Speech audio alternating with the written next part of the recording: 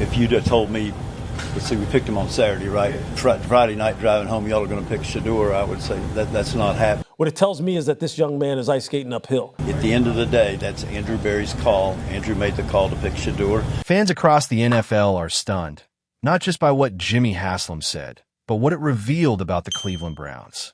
Shedeur Sanders, one of the most talked about prospects of the 2025 draft, was picked in the 5th round, and now we're finding out the owner never wanted him.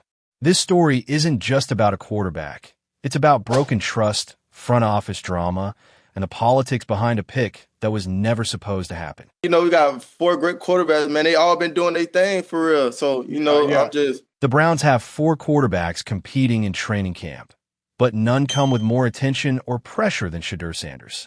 And yet, from day one, the reps haven't been fair. He's barely seen the field with the first team. So when Jimmy Haslam admitted he didn't want Shedeur on the roster, the football world stopped in its tracks. If you told me Friday night we were picking Shedeur, I would have said that's not happening. Those aren't words of support. Those are red flags. That one sentence sparked a wildfire of speculation. Who actually wanted Shedeur in Cleveland? Was it GM Andrew Berry, head coach Kevin Stefanski, or was this a move nobody could agree on, but everyone got stuck with? Because if the owner never wanted him, why draft him at all? Man, am I really at the right place here? Imagine you're Shedeur. You just got drafted into the NFL.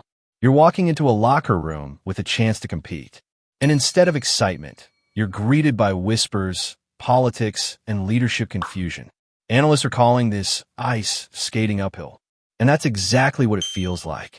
Instead of building him up, the organization seems divided, unsure if they even want him there. And that can derail a player's entire future. For Shedeur, this isn't just a quarterback battle. It's a battle to be taken seriously, to be given a real chance, not a PR stunt or a placeholder. At the end of the day, that's Andrew Berry's call. Haslam pushed the responsibility to Andrew Berry, the general manager. But here's the problem. When the owner says something like that's not happening, even in passing, it holds weight. People in the room listen. They adjust. And often they fall in line. So either Andrew Berry made the call despite Haslam, or Haslam gave silent approval and is now backing away. Either way, it shows a lack of alignment inside the building. You don't build winning football with mixed signals. You build it with conviction, unity, and vision. The Browns don't seem to have any of that right now. And this isn't the first time Jimmy Haslam's involvement has caused chaos. From Johnny Manziel to Deshaun Watson, his fingerprints are all over the Browns' quarterback disasters. Now Shedeur is caught in that same web. And if the leadership isn't aligned, it's not just unfair. It's dangerous for a young player trying to prove himself. Thought we had a quarterback and we didn't. Haslam says he stays out of football decisions. But insiders and his track record say otherwise. Remember Johnny Manziel? Haslam admitted a homeless man convinced him to make that pick. What owner brags about that? Now, Shedeur's pick is under the same microscope. Did Haslam force it, or is he covering his tracks? Either answer is bad. And here's where it gets worse. Stephen A. Smith dropped a bombshell on live TV, saying Shedeur's drop in the draft was personal, that some teams wanted to punish Deion Sanders, so they let his son fall. On making sure that Deion Sanders didn't get his way. And they went and they punished his son. If that's true, we're not talking about football anymore. We're talking about politics. We're talking about power. Shedeur wasn't judged solely on tape or performance. He was judged by who his father is. That's not just unfair, it's dangerous for the league's credibility. Even worse, the Browns didn't draft him until they'd already taken another quarterback, Dillon Gabriel. So Shedeur entered camp knowing he was already behind. That's not competition. That's setting a guy up to fail. Because he said, Dad, I'm getting maybe 3 or 4 reps of practice. A practice. How do you evaluate a quarterback getting just 3 or 4 reps in practice? This is a rigged system, and everyone sees it. Coaches can talk about open competition all they want, but the real decisions are made in meeting rooms, not just on the field.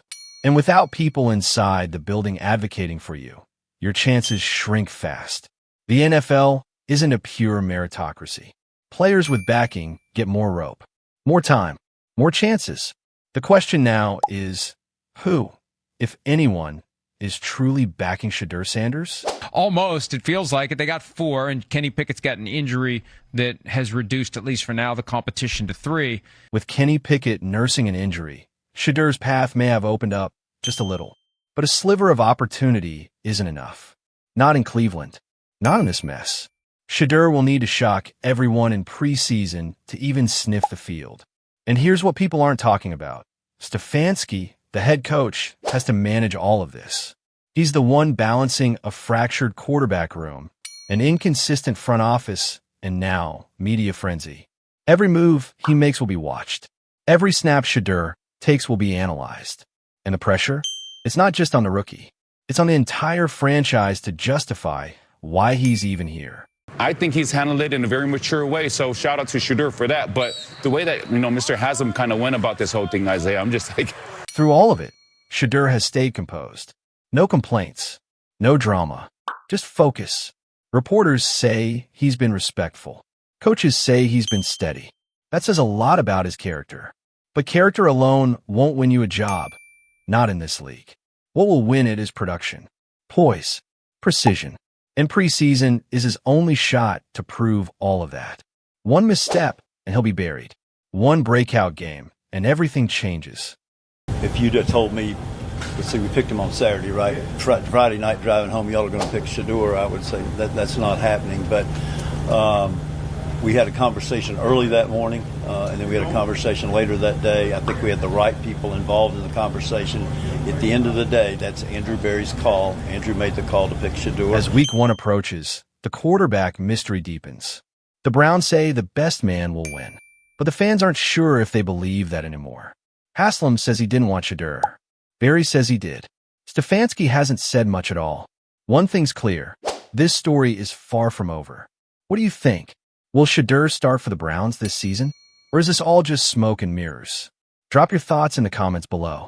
And don't forget to subscribe. This QB drama is just getting started.